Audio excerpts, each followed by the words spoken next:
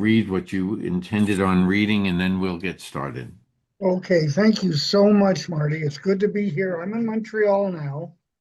I'm staying at the Comfort Inn, but the night before last, I was at the Queen Elizabeth Hotel.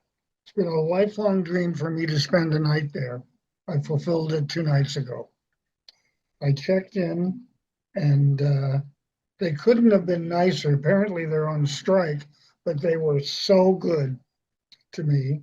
And they gave me a room that was on the 17th floor, which right away got me very excited that I was on that floor. When I got to it, I went to the end of the floor where there was room 1742 and a big, big mural on the door that says, "Give peace a chance." This was the room that John Lennon and Yoko Ono were sharing when they did their bed in and they did the recording for the song that became the anti-war theme in the Vietnam era. And I was thinking, between tears and things, how appropriate that is now, right now. And being Jewish and being a supporter of Israel, I am supporting Israel, but I'm also thinking, Dayenu, it's time for peace. Give peace a chance. Anyway, for my quote today, I'm going to do this in honor of my two brothers, Richard, my older brother, who I'm very close to, my sister Joyce, who I'm very close to, and my younger brother that I'm also very close to, even though he's had a very difficult life. And I'll leave the difficult life part of it till later, but another time. But anyway, for my quotation today, I'm going to do this in honor of my family. Did any of you see the movie Raid on Entebbe in 1977? It was a Oh, yes. movie. You saw it, okay. And they're sitting on the plane, getting ready to rescue the hostages, and which they were successful in doing. And they were, all of a sudden, one person starts to sing Hine Matov. And after he got through the first word, the entire plane was singing with him. Everyone, the pilots, everybody was singing with him. And that's I'd like to share with you right now. And I invite you all to do it with me when we get to the rounds. Hine matov u'manayim shevet achim gam yachad. Hine matov u'manayim shevet achim gam yachad. Hine matov shevet achim gam yachad. Hine matov shevet achim gam yachad. Hine matov u'manayim shevet achim gam yachad. Hine matov u'manayim shevet achim gam yachad. It's a song about the love of being with your brothers. And I think it's just so beautiful. And I think one of the most beautiful things about being Jewish is the songs and the joy of it. Thanks, Marty. Thank you, David. Thank you. Can you hear me? Yes, I can, Rabbi Miri. Can Hello. you see me? Yes. Yes. Okay, Hineni.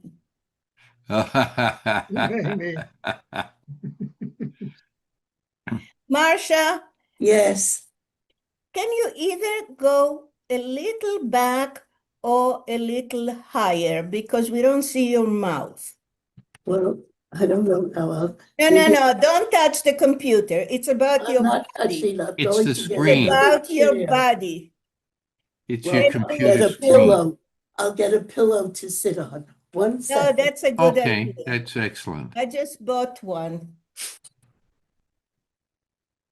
I bought one that's for cars, and it's really nice.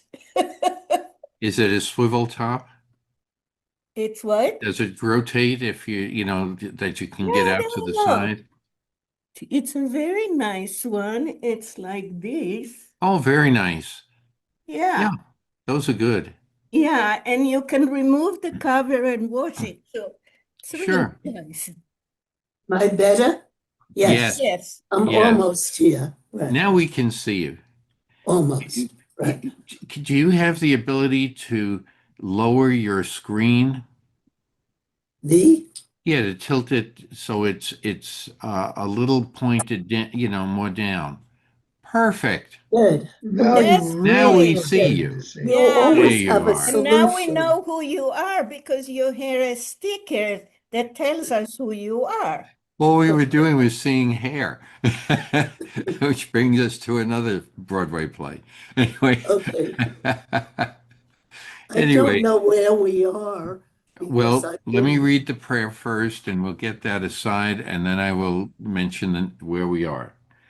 So, Baruch atah Adonai Eloheinu melech haolam, asher kiddushanu b'mitzvotav v'tzivanu la'asok b'divrei Torah. Amen. Amen. Well, we are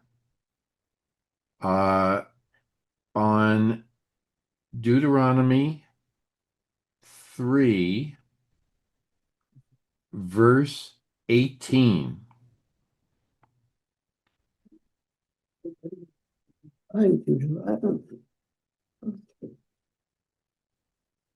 So I'll wait for everybody to get that in their books.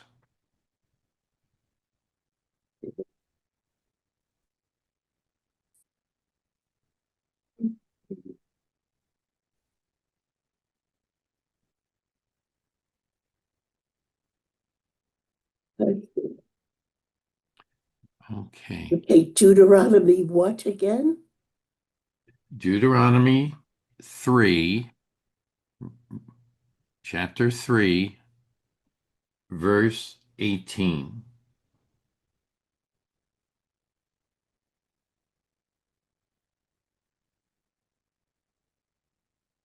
So what I wanted to do is just mention that we are currently revisiting the different wars that the Israelites had to go through to get through to the land of Canaan. And so if we go back one verse to verse 17, it'll make a little more sense. We also seized the Arabah from the foot of the slopes of Pisgah on the east to the edge of the Jordan, and from Chinnereth, down to the sea of the Arabah, the Dead Sea. So obviously they had a name for it. And why is it called the Dead Sea?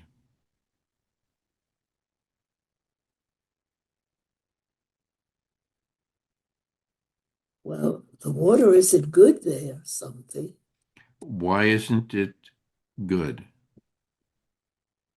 I don't think you can drink it. Is You that it? can't drink it. Why? It's too salty. Salty, right. And so, but there are what we call brine shrimp that live in that type of water. Has anyone ever been to the Great Salt Lake? Okay. And you see the brine shrimp in there if you look for them. And Well, in this water, Marsha, nothing can live. Right. That's why it's the Dead Sea. well, we do know that there are certain organisms that can live in a very, what should I say, heavily salted water. Yeah, but it's not But about salt only. It's no, about I other realize that. minerals. But Yeah. they didn't have microscopes back then. Wendy and I were at the Dead Sea. We Yeah. spent the night there. And on that same evening, we got to spend an evening at Masada. And boy, Very I'll never nice. forget that. Very nice. Yeah.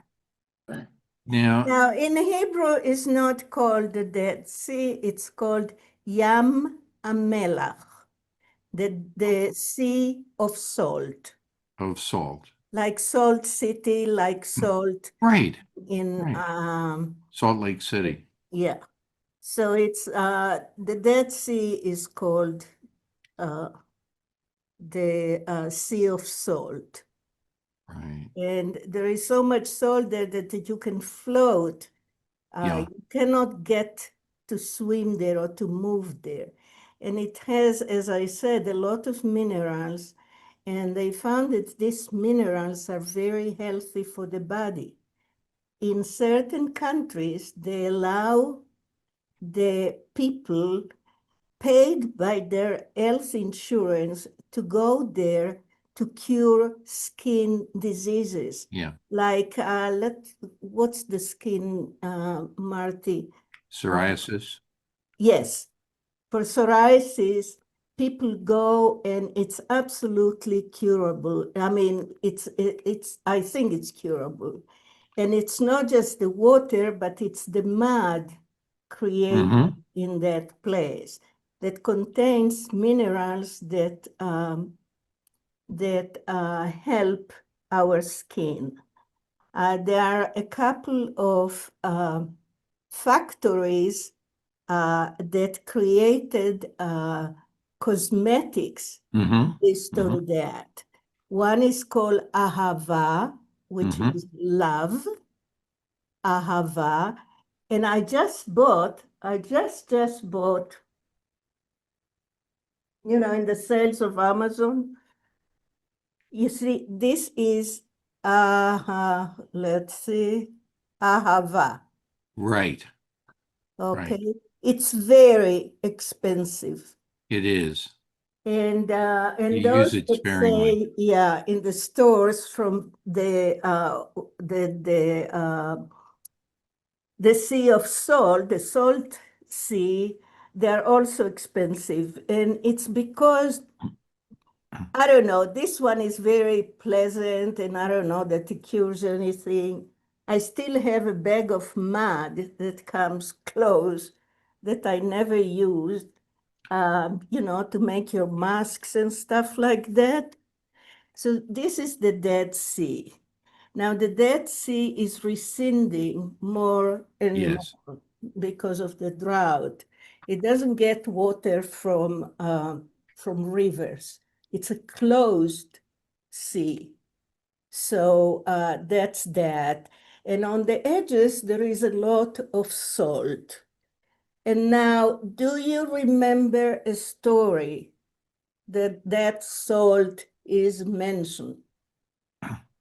Oh, Lot. Hmm? The story of Lot, Of his Lot, wife. His right? wife. And what was that? Well, after they're leaving Sodom and Gomorrah, they're leaving there, and Lot's wife turns around and is turned into a pillar of salt. Why did she? I Was it because she wanted to have a last look at where she was Yeah, and taken? God said, "Don't look Don't do it. back." That's right. And she did look back, and she turned into a pillar of salt.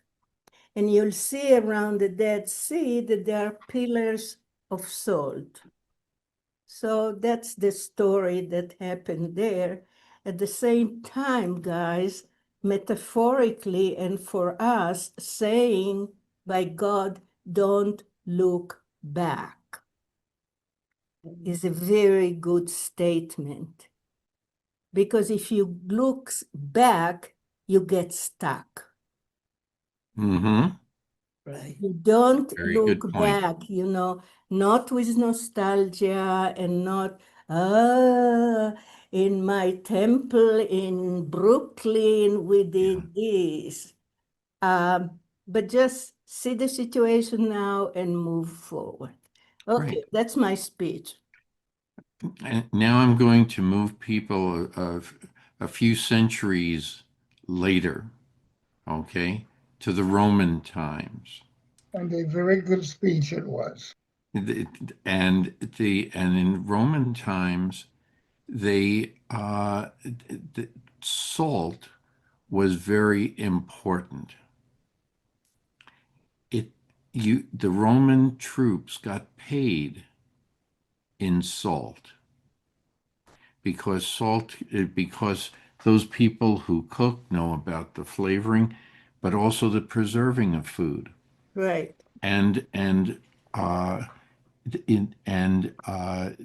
if you think about why people go to war, one of the reasons is to seize natural resources that otherwise you would have to pay for. And the cost of salt was worth more than the price of gold at that time. Okay, so if you think about it, you can now understand why the Greeks and the Romans wanted to move into those areas. Okay, not for the water, but for the salt. And to this day, there are salt mines there too. Now, I want to ask you a question that I don't have the answer. I mean, I'm not asking for. Now, why on Shabbat, when we eat a piece of challah, we put salt on it?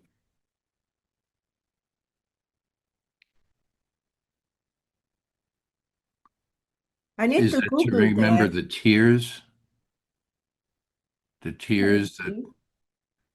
I I don't don't know. know. I don't know. I'm taking a guess. I'll Google. Uh, And also, it could be an Eastern European superstition. Mm-hmm. If you spilled salt, you had to throw it over your right shoulder, not your left. Yeah. Yeah. My mother and grandmother were very superstitious people. But it does come from an old European custom. I do not know if it is strictly Jewish, but putting the salt on the matzah, I would say that, you have to go back to the story of Passover, and maybe that's why I said this, the salt of, to remember the tears that were shed. You might be right because we I don't did know. no, we did the parsley on Pesach In into salt water, salty water. for Yeah, that reason too. maybe. Yeah. Now, David, what's this filming stuff going on behind you? I didn't sign to be able to be filmed. What's that? He's setting up a camera, Yeah, for what? and with the light, I have a hunch there's going to be an interview. David? Because he's up in Montreal, and he has a lot of fame related to what he's Okay, doing. but it's not for us, is it? No, no, no, no. Okay, Everything's pointing away. The camera's pointing away, right, because I didn't and put makeup, so I don't want to be seen without makeup. So. that's okay. aren't we vain women, right? No, it's not. They want to look presentable. David, are you going to be interviewed? Yeah, but they're still setting up and they're throwing things Okay, around and having a big argument with each other and breaking light bulbs. Well, that's later. But that's okay, later, she says. So I'm still okay. waiting.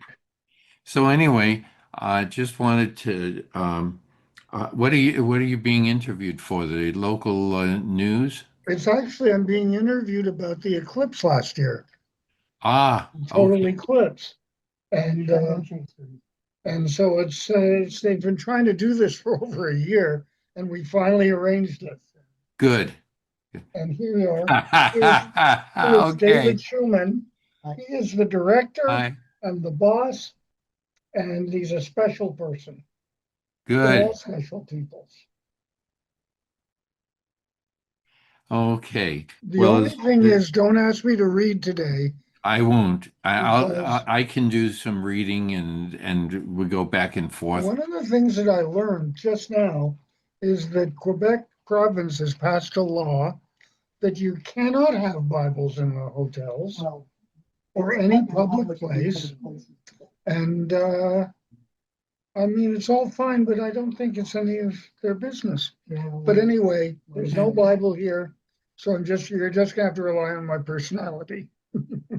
You remind me of a great story in our family history.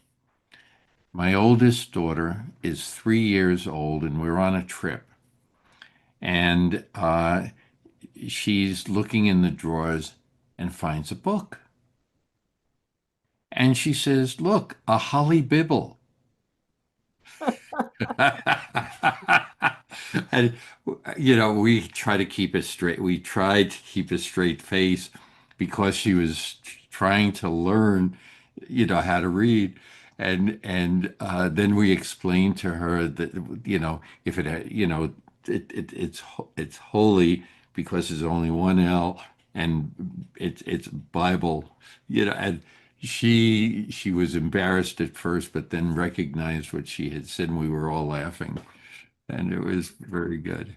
The other thing I'd kind of like to bring to your attention is that the traveling computer I'm using today has been through more suffering than I think any machine I've ever owned. I've thrown it around, I've slammed it on the floor, and it still works. And I just had it maintained, and I've renamed it Moses. The reason that I've done that is that this was the computer that Moses used when God gave him the Ten Commandments. And the reason it needed repair was all the lightning bolts striking it as God emailed each commandment to him. All the lightning bolts broke the computer, but now it's fixed. Okay. All right. So, so enough about the Dead Sea. Uh, uh, do you want me to read in my text, or Marcia, would you like to read some, or Rabbi Mary? Well, don't have a voice, so I'm not reading. Okay. It's a Rabbi story. Mary, do you want me to do it, or do you want to do Okay, it? so we are on 3:18, or you passed? Yes. Yes. Okay. At that time. Okay, 18:3. And I commanded you at that time, saying, Adonai your God has given you this land to take possession of it. You shall pass equip all the warriors in front of your brothers, the children of Israel. Only your wives and your infants and your livestock, I knew that you have great amount of livestock, shall stay in your cities that I've given you until Adonai will give your brothers the rest like you, and they too will get possession of the land, and Adonai your God is giving them across the Jordan. Then, Okay. okay. Right. That sounds good. Now, why don't you finish with the last sentence there? Yeah, I think we should finish with the entire. Yes, I apologize for interrupting. We get given, okay, then you shall go back, each to his possession that I've given you. And I command Joshua, at that time, saying, your eyes that have seen everything, that Adonai your God has done to these two kings. So may Adonai do all the kingdoms to which you are crossing. You shall not fear them, because Adonai your God, he is the one fighting for you. Okay, let's stop at that point. First, what is Moses referring to um, in the first paragraph that Rabbi Miri read? Uh, and he's talking about the you must go. In my version, it says, "Shock troops, warriors all, at the head of your Israelite kinsmen, into the land of Canaan. Uh, and only your wives, children, and livestock uh, uh, shall be left in the towns I have assigned you." Uh, there's a little. So, do you remember this? What we read in the book of Numbers about this, which tribes he's referring to?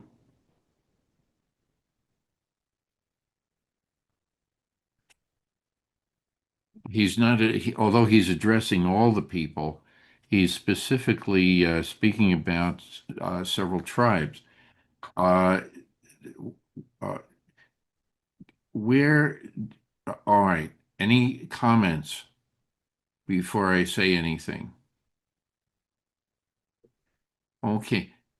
Although the land is going to be apportioned in land of Canaan, several tribes are not going to be given land in land holdings in the land of Canaan. Do you remember which ones and why?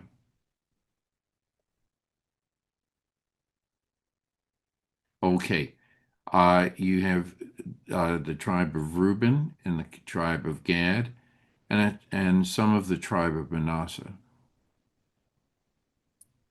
Okay, so these are the ones, and they had bargained with Moses, and they said, "We will do as you request." But the land here is very good and fertile for cattle, and they had a lot of cattle. And Rabbi Miri mentions this. Uh, there's a little saying by Moses in verse 19. I'm just going to jump over a few words. And livestock. I know that you have much livestock. And so they then go and are on the front lines for the invasion of Canaan. And Moses has told them that God has promised that they will receive the land outside of Canaan uh, because they were, they still fought in the army.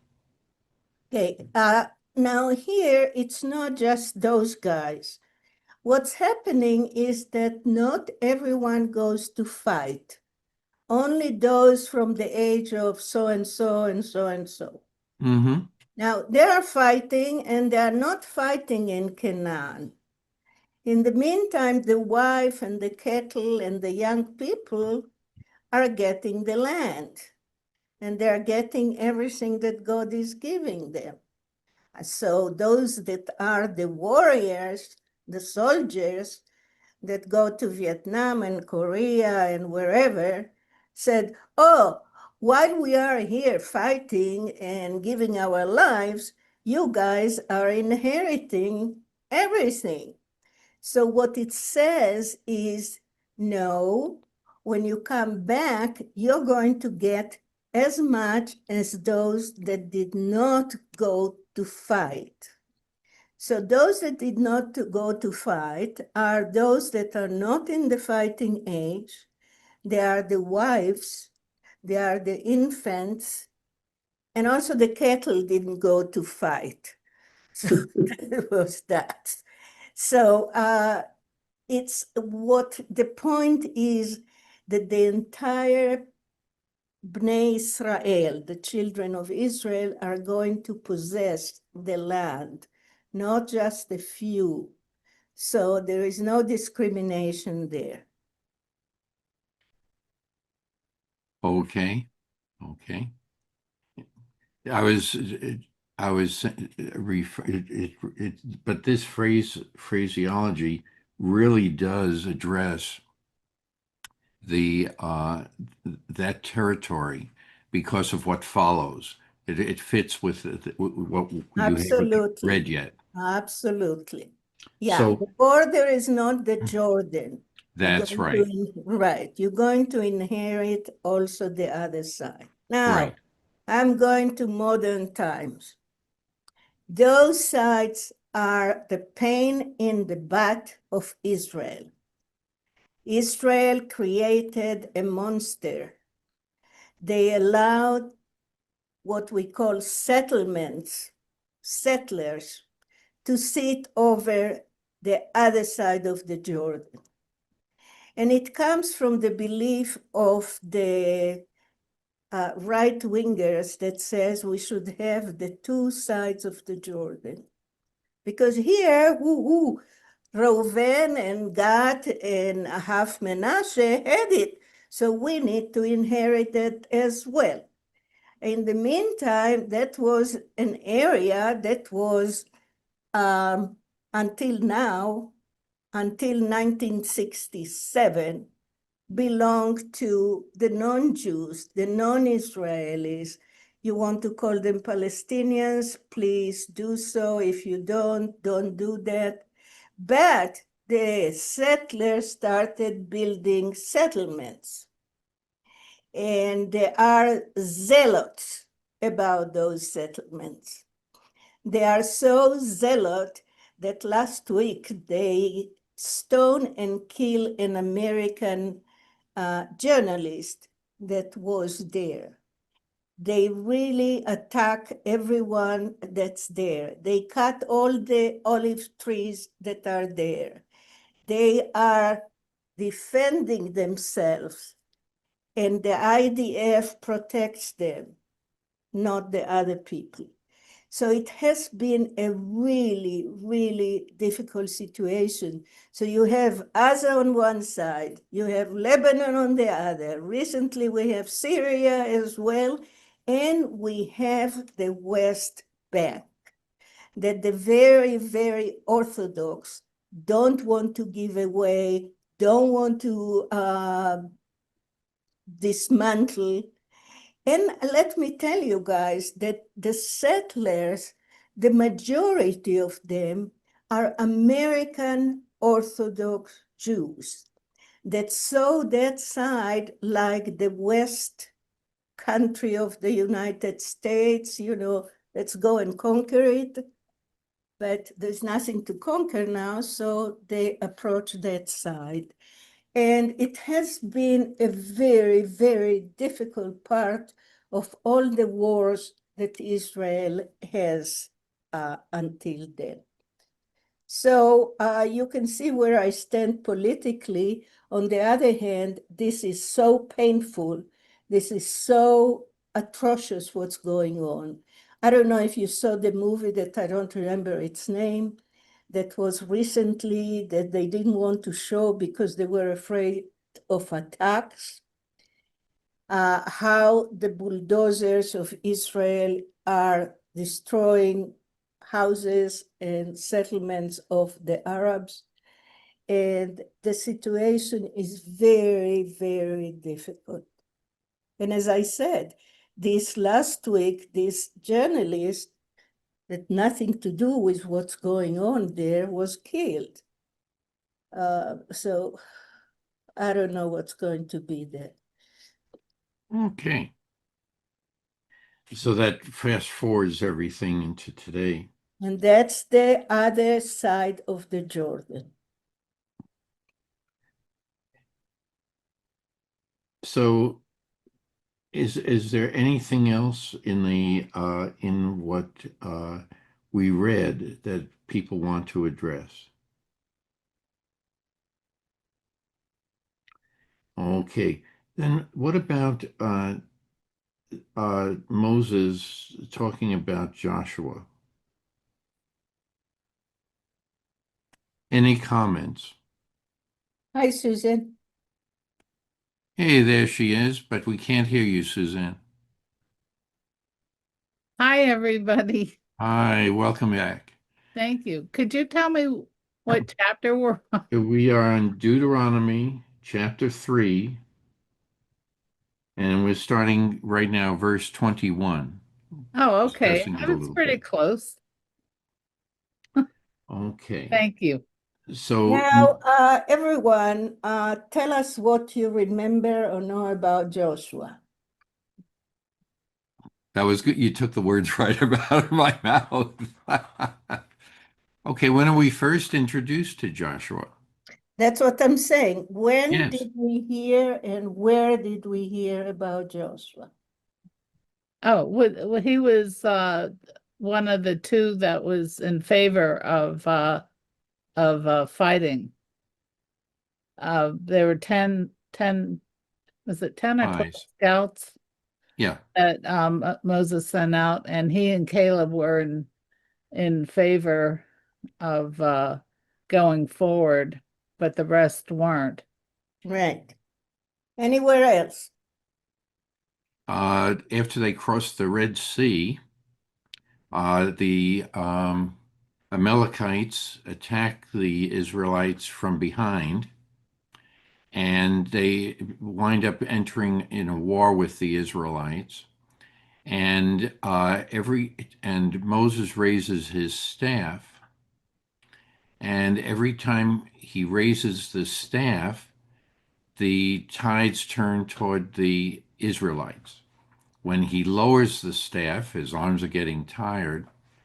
So when he lowers it, the Amalekites advance, and so I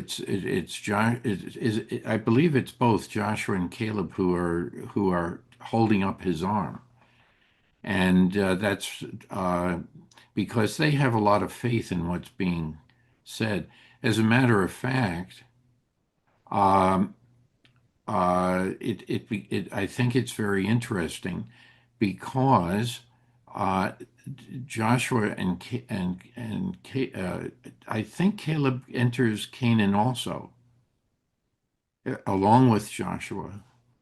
But those are the two most noted stories that start early on, and then because of that, later on in the story uh, of uh, of the Israelites marching, God says to Moses, he first you need to assign a priest who will inherit everything from Aaron, and then later he mentions to Moses that Joshua will succeed him. And then, and this is what Moses is referring to here, Right. that he Now, will be the right. leader. And it was it's not Ezekiel. It's as is it as Ezra? It's could you help me, Mary? The high priest that takes Elazar. yes, Eleazar. Thank you. Yeah. Now, And yeah, Joshua go has ahead. You nothing do to it now. do. Yeah. And Joshua is nothing to do with the priesthood. He Right. is a secular guy. Okay, and he is, as Marty just told us, he was selected by Moshe to take Moshe's place.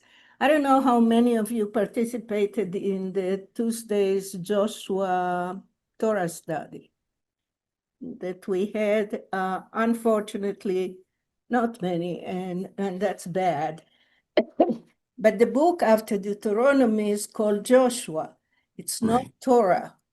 And Joshua is the one that leads the people to conquer Jericho. So he is a very good general, let's put it that way. Mm-hmm.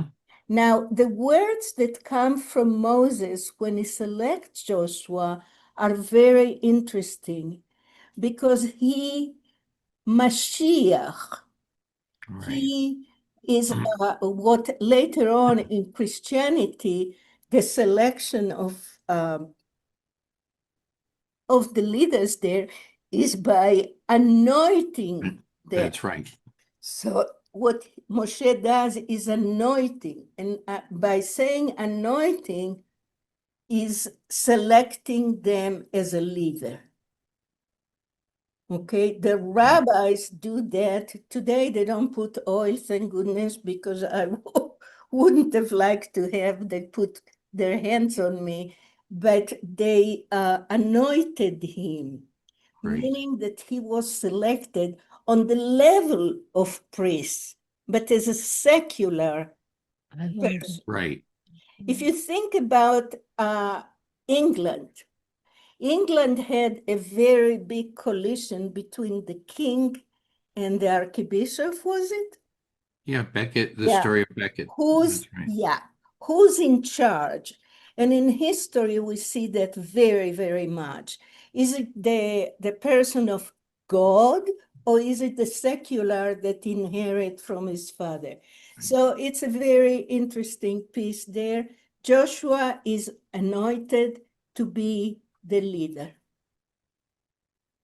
And interesting, you know what, Susan, the name Jesus in Hebrew is, you know the word, Yes, it's Yeshua, which is Yeshua. also uh I'm not sure how to put it, a derivation of Joshua. Somehow Joshua and Jesus are similar. As leaders, Yes, and also in their name. right? Because Joshua is the redemption, the Yeah, meaning of yes, right, the Mhm. redeemer. Jesus is the redeemer in Hebrew, and Joshua is also a redemption part of his name means that. right. Yes. Very good. Very Thank you for bringing that up. I appreciate it. Very good. Any other comments? If not, we can uh, go on to verse 23. Yeah, it's a new parasha. You can It- read that, Marty. Yes. And you can read all the way through 29, Why 23 don't through you, 29. Suzanne or Marty or someone? Do you want to read it, Suzanne? Yeah, that's fine. Okay, verse 23 through 29. Okay. The end of 29, right? Okay. Uh, and I besought the Lord at that time, saying, O Lord God, thou hast begun to show thy servant thy greatness and thy mighty hand. For what God is there in heaven or in earth that can do according to thy works and according to thy might? I pray thee, let me go over and see the good land that is beyond Jordan, that goodly mountain and Lebanon. But but the Lord was wroth with me for your sakes, and would not hear me. And the Lord said unto me, Let it suffice thee, speak no more unto me of this matter. Get thee up to the top of Pisgah, and lift up thine eyes westward, and northward, and southward, and eastward, and behold it with thine eyes. For thou shalt not go over this Jordan. But charge Joshua, and encourage him, and strengthen him. For he shall go over before this people, and he shall cause them to inherit the land which thou shalt see. So we abode in the valley over against Beth Peor. Okay. Any comments? Rabbi Mary, did you have any comments here? Yeah, I think that this is one of the saddest Yep. parts of the Torah. You know, Moshe went through so much, I would say it nicely, crap instead of the other word, from the other people, from the people. And here he says, because of you, the people, God won't allow me to go into the promised land. How sad. I mean, he leads them and he eats a lot of pain in the butt, and when it comes to the end of coming into the promised land, they don't go in. And he quotes God by saying it's because of you. And he says, you know, go up to the mountain and look on each side and enjoy the view, because you're not going to enter. That's all you're going to do, just look at it. And I feel really sorry for Moshe. Um, It's not fair. On the other hand, people don't live forever and they have to pass the baton to someone else, and that someone else is Joshua. But it's sad. It is. And it'll be repeated again. This portion of the story will be repeated again when we finish this book. So if you think about it and come up with any other ideas, save them for when we discuss things. At the rate we're going, it'll probably be sometime in December. Maybe. That we no, actually, we'll be finishing it up in Yeah, by springtime for sure. let's try to finish in Sukkot, because then on Simchat Torah, we Yes, start again. So we'll be in sync with yeah. what's happened in the shul. Now, next question. So any other questions about this? There's a statement here that to call our in Plaut's commentary, in verse 26, and I think Rabbi Miri is referring to this also. There are two parts to it, and two sentences basically, but the end part that well, I can read this here as total. But the Lord was wrathful with me on your account and would not listen to me. The Lord said to me, enough, never speak to me of this matter again. So what do you take of this?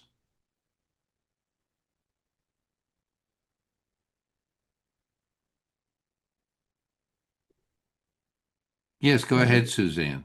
I think this whole situation really bothers God too.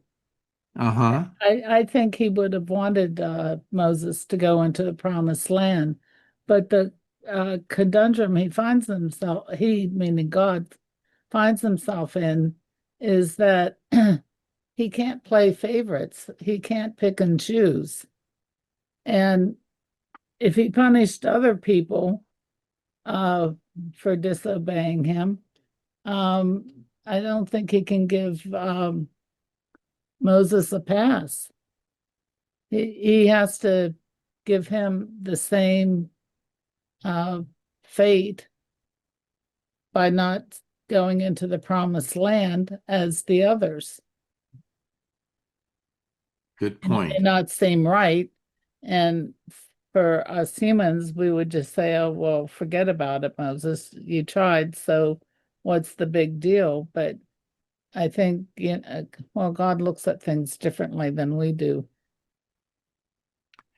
This phraseology and this event has there have been many rabbinic discussions about this passage and the others that are similar to it.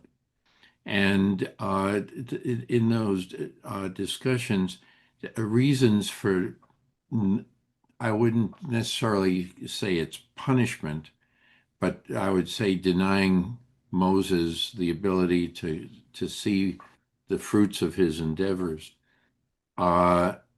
He as to why God says this or comes to this decision. Does anyone remember any of those rabbinic discussions from Yeah, yesteryear? I agree certainly with what Susanna said and what you're saying, Marty. But I think that in private, I still believe that God and Moses had a very close relationship. Oh, They were yeah. Yeah. friends. They talked to each other. maybe even kidded around with each other, but they were very, very close. Yeah. And you can't forget something like that, whether you're the Almighty or whether you're just a lowly human like us. So, what do we say about the different reasons that the rabbis have mentioned over the centuries? Yes, Suzanne. Well, I just wanted to add on to what David was saying. Of course, I don't think you guys would realize this, but in the New Testament, um, before the crucifixion, Jesus took three of his disciples with him. I forget where they were.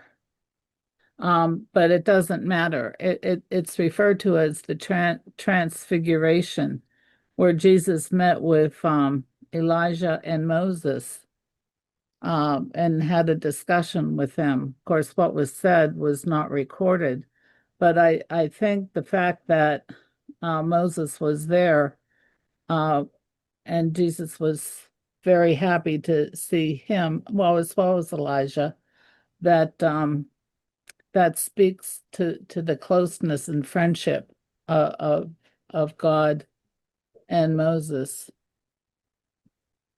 Okay. Because I believe that Jesus was Sure, the sure, human form sure. of God. So,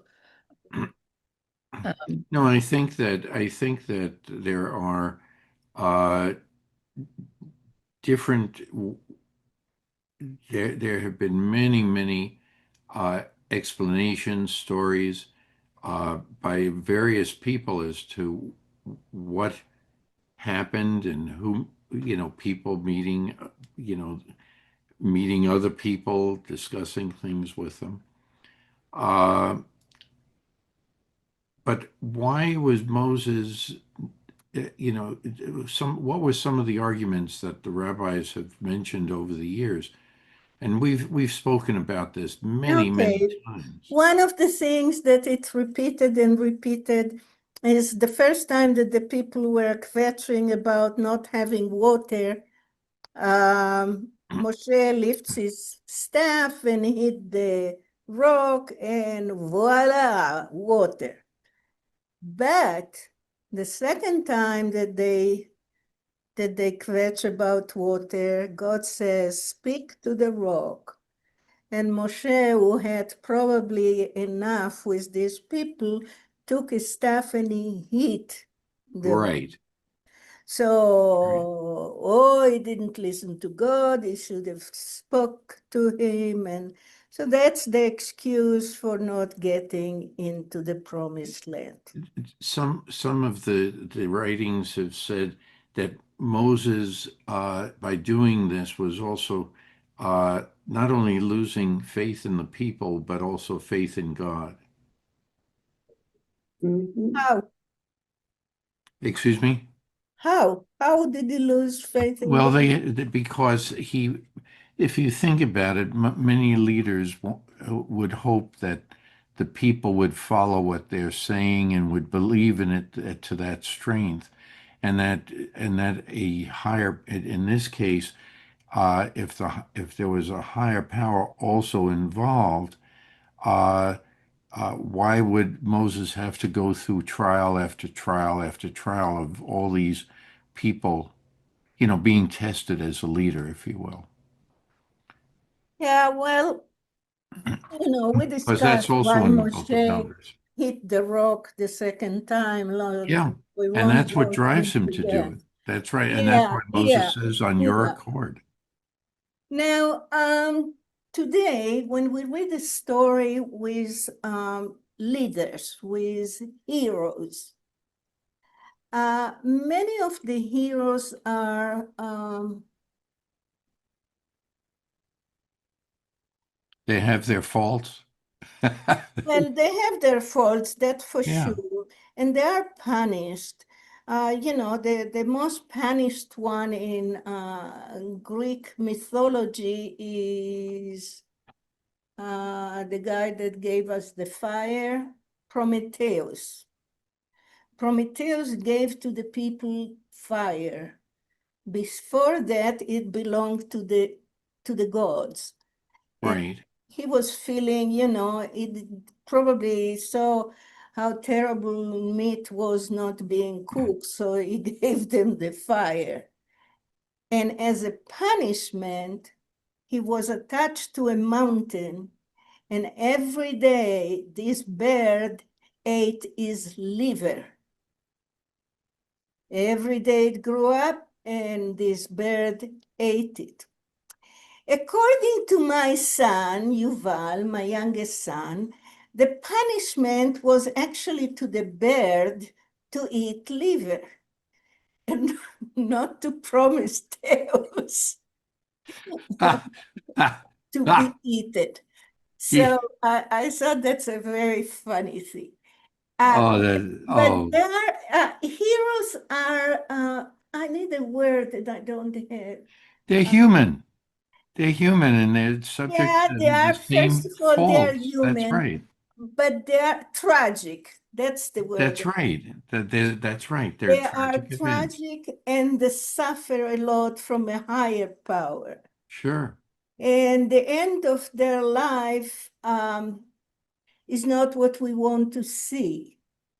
Although in the fairy tales, all the goodies succeed and the bad guys go to hell, but um, it's sad. It's sad. He was promised to lead the people to the promised land, and then they say, "Na na na na na, you are not going in," and that's not fair. That's not nice. Moshe really suffered during his leadership Yes. with the stubborn people. And he overcame. I mean, every time that he complained, he overcame those things with the help of God, as you guys said, as David said, and Suzanne. He was in a very intimate relationship with God. So Yes. it's really not fair that that happened. So, but as human beings, we know that power of leadership doesn't last forever. And please, people, remember that when we talk about our government, if I may be political again, that our government is not going to last forever, that someone else will going to come. So just continuing is going to be different, let's hope. And that's what also, could be that Joshua is more apt to do the conquering than Moshe. Mm-hmm. So I don't know. As I said, feeling bad for Moshe. I love him, I love him. So that's that. Yeah. You had actually this division in, I'm going to call labor, who does what, has been throughout the history of Western civilization. You have somebody to handle the military operations, but that's where it stops. Right, And then you have a more spiritual side to it, right, and right. this is and Yeah, the two vied for power all the time. That's right. yeah, you're And absolutely right. Yes. this is, but it is sad, and yet, uh, I just want to comment. We had read in the book of Genesis, I think is it Enoch that Torah just has a one-liner that says Enoch was Seth's, grandson and or great grandson, I forget which, but and he was taken by God. And in a way, this is a similar situation. We talk about the death of Moses, but but as Suzanne says, maybe since there's no by just following the story, I don't want to add any or take away from it. But if you if the story is correct and he just disappears on the mountain of Pisgah, uh, then this is sort of like that same story that God is taking Moses uh, out, that he, for whatever reason, and maybe there is a reason. Those people that leave us in this type of situation, we hold them. It's a normal human response to hold those people close to them. They're not because of that. Because neither was had a proper burial or things like that. They just disappear. So I don't know. I honestly don't know. Okay, I'm going to interrupt for a moment. I'm going to have to head off now to do my famous Okay, business. David, enjoy it. And I will do my best to come next week. Good. And maybe I'll even have a Bible then, or maybe not, but I will do my best. Okay. Okay, God bless you all. I You too, love you, David. and We'll see you in the Well, movies. okay, and have a very good week. Thank you. Thank you. Thank you. Bye-bye. We'll miss you. So, any other discussion here? I think we really covered a lot here. Um,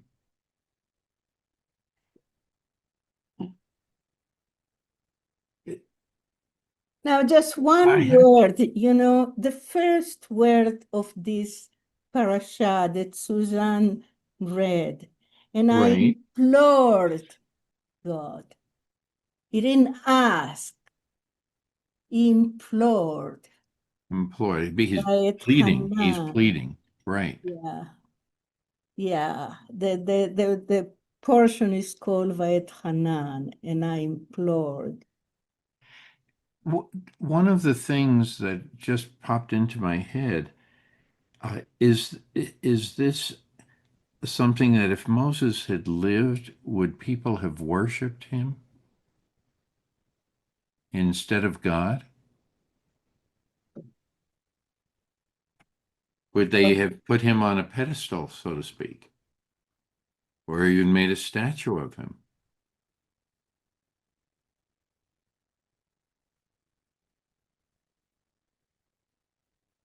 Go ahead, Marcia. It's an idea that they would place him as a leader Yeah. of their daily life. But I don't know if they would give up God either, because God had given them so many gifts.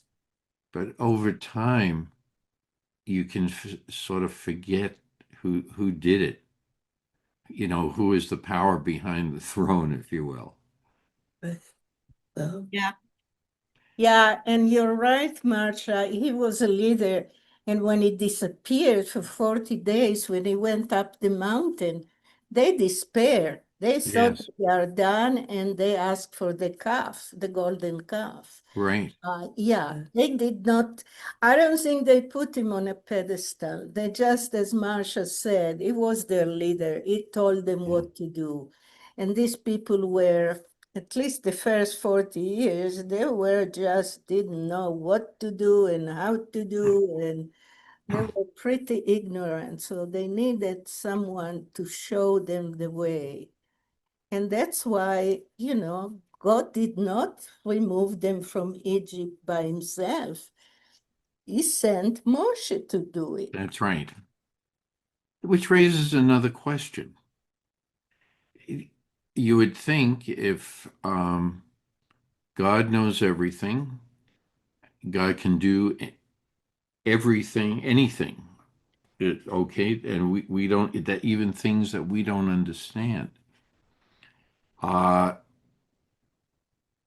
why didn't why would he have to be dependent on a people to do that job. That he could have just snapped his fingers and that was it.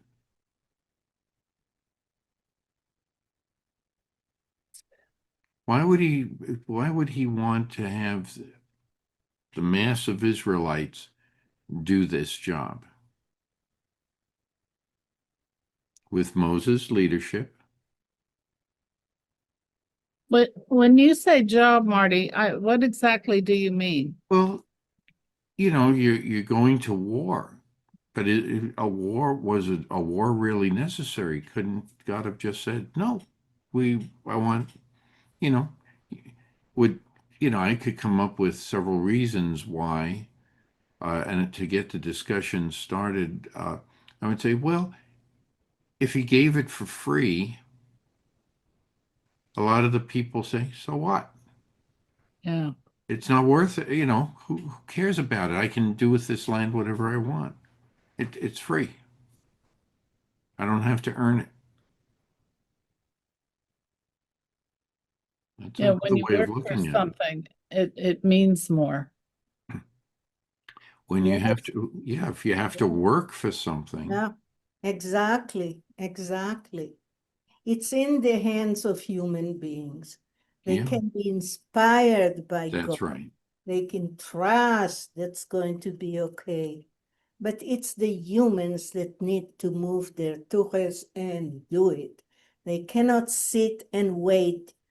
Oh, God is going to help me. I'm going to sit here and cross my arms and I just wait. No, no, it's a partnership. We know that it is. It's called Brit. And the Brit is Yes. like a contract. The Brit is between God and a human, between God and Abraham, between Mhm. God and Moshe. And Well, yes, go ahead, Marcia. well, maybe it was that the people didn't think that they were talking to God, that it was Moses that was their important person. Moses knew that God was the important one, but did they realize it? Okay, well, they gave him water, gave them water. Yes, it was God. But sometimes these people weren't, they didn't go to school and they didn't read history. They just started a new life. So I'm wondering if you don't know, you don't trust. And they knew the man who was there with them. I don't know. It's just a query. What do we say that this is our king or this is the president of the United States? When I have to really do it with the labor that I hear, that the people who are the representatives. But there are so many linkages that we don't know sometimes what is right and what is wrong.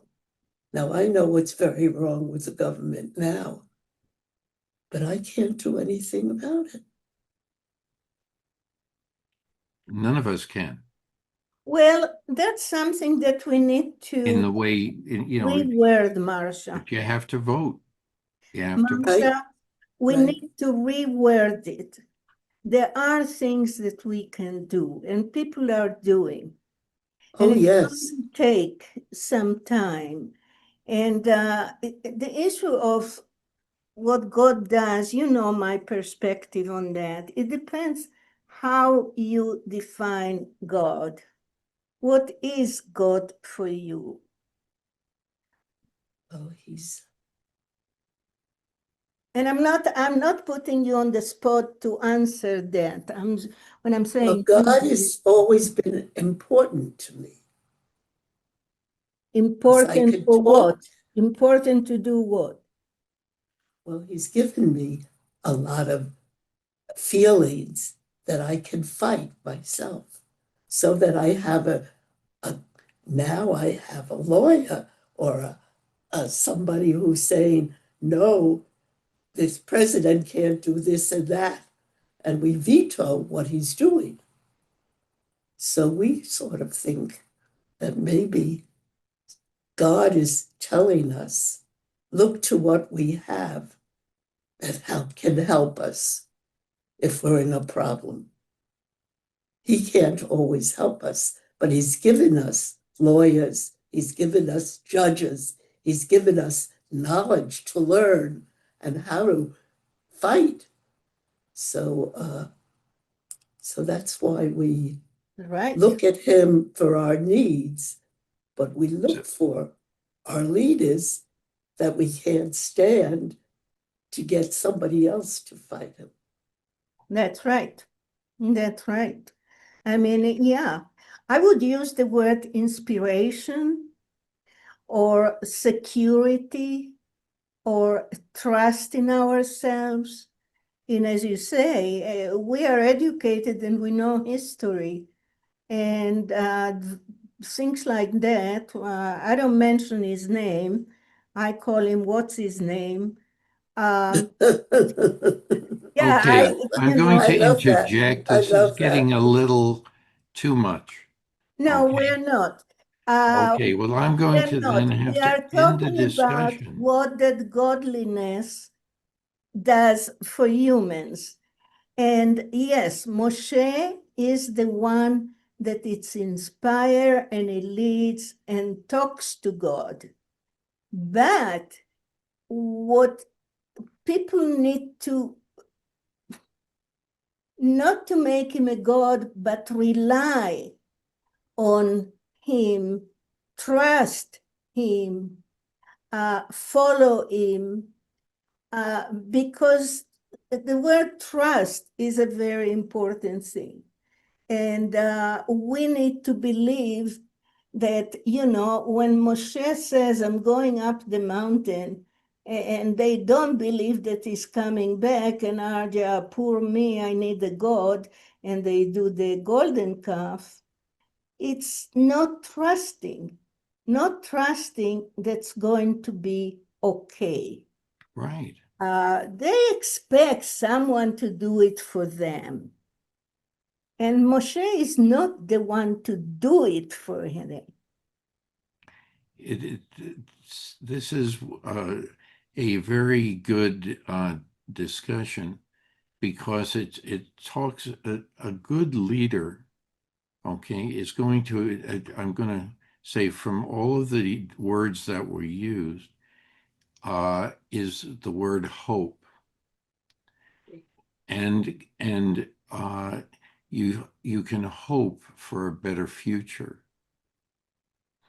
for those leaders. I mean, we speak in terms of George Washington, Thomas Jefferson, John Adams, Abraham Lincoln, and even FDR.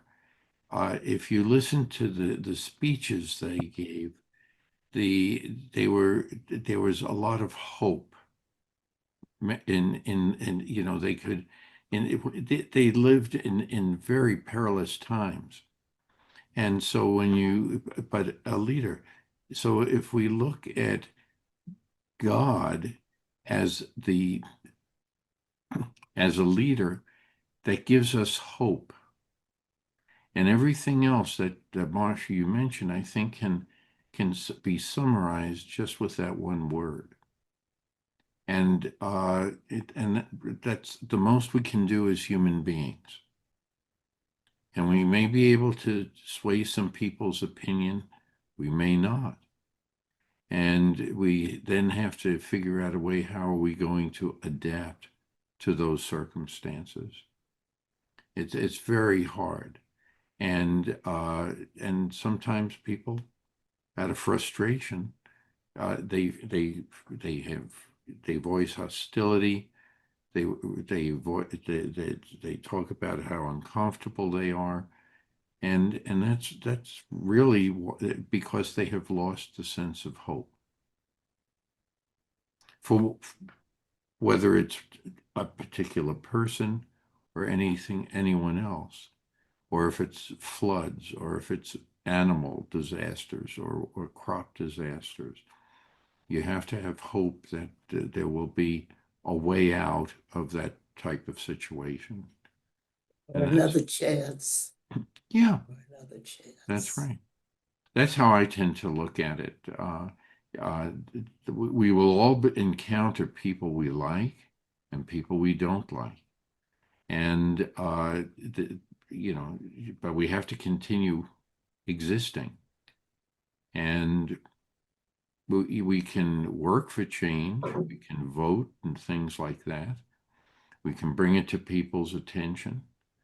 But I think that personally, I think a more peaceful debate is what's necessary.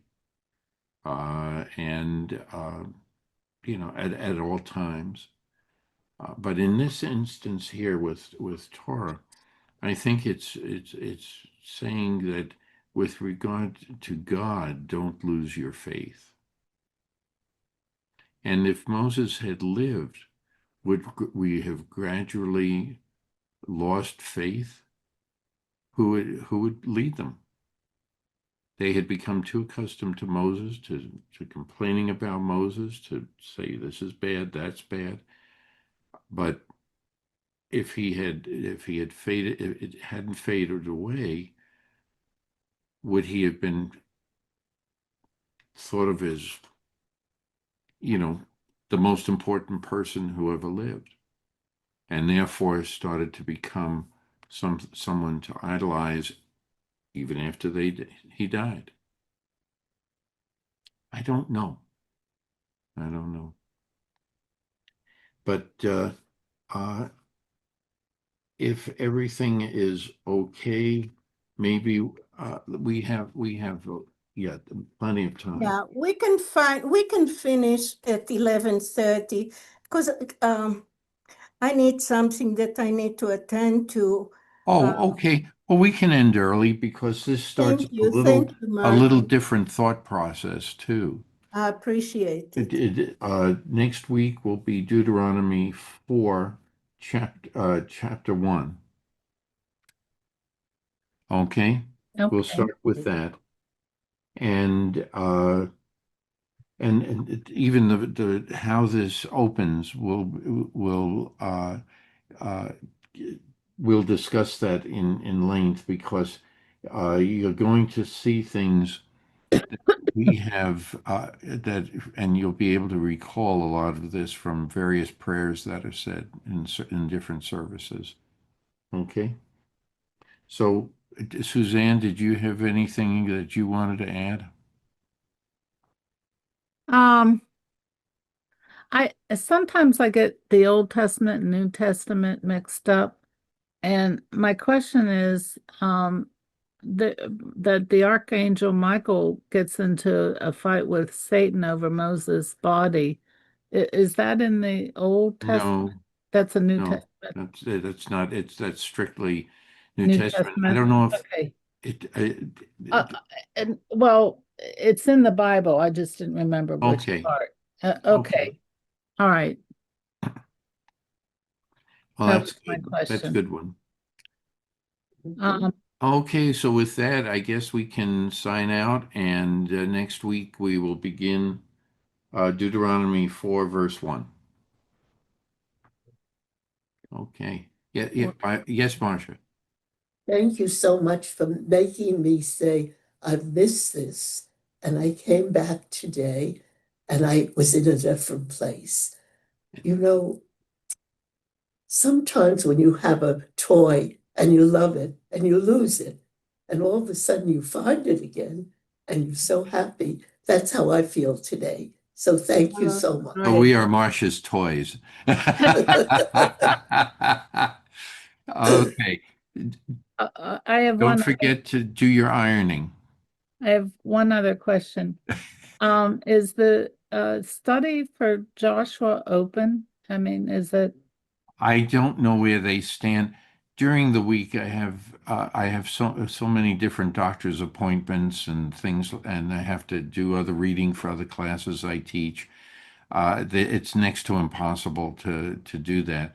So, what you would have to do when Rabbi Norman gets back, and that's going to be a while, um, then I think you may be able to ask him that question. What's going to happen? Because right now he's on a cruise, he's a rabbi on a cruise ship, and he's going to be gone for a long time this summer. Oh, wow. Well, good for him on the cruise ship. Yeah, it is. I was kidding with him. I said, because I know in past years, with different holidays and like that, they always ask, if you're Jewish, could you lead the service? Because, for whether it's for Passover or Sabbath service or things like that, especially if they don't have a rabbi on board. The last cruise we were on, I experienced the first one where they didn't have anything, Oh, which tells you something about what's happening in the rest of the world too. Yeah. okay.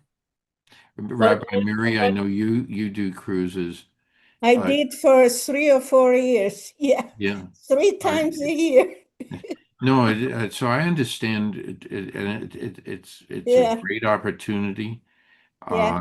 And I saw the world. but I just found it a little interesting that that wasn't the case on the last cruise. And the people who were Jewish on the trip didn't ask for anything. No, but they hire just for the holidays. Yes, So they don't hire for Shabbat. When they hire for a holiday and you are there, you do the Shabbat. But yeah, it's for Rosh Hashanah, Yom Kippur, and Hanukkah, and Pesach. yes. And on one of the ships, they went all out. There was a sizable group. There were 20 of us at the services, and I forget which line it was now, but they made a spread, a meal for everybody who had Yeah, attended. It was phenomenal, yeah, yeah. and it was kosher. Yeah. For Pesach, they did an entire food service. That's Yeah, right. I led the service and we had all the food that we could not finish eating. Yeah, That's right. They had the chickens. You name it, it was yeah, there. yeah. That's right. Okay, I need to All right. You all have a very great week. have a good Shabbat. Enjoy it, and we'll hopefully see you next week. Uh, Okay. I'll see how is Sue doing? She's unfortunately she strained her wrist. Oh, The previous wrist that had surgery. She's going to be seeing the surgeon this week. she hit had this the one that she had surgery on? Yeah, yeah. Oy vey. And so I think she just strained the ligaments, but they took some X-rays and now she'll see the doctor and we'll see what they say. Good. There's Okay, And she never a still, my dull love. moment. and then she'll have the other wrist done whenever this quiets down. geez. Refuah shlema. So, It to will be good. everyone, Shabbat Have a good shalom. week. To all. Shabbat Thank shalom. you.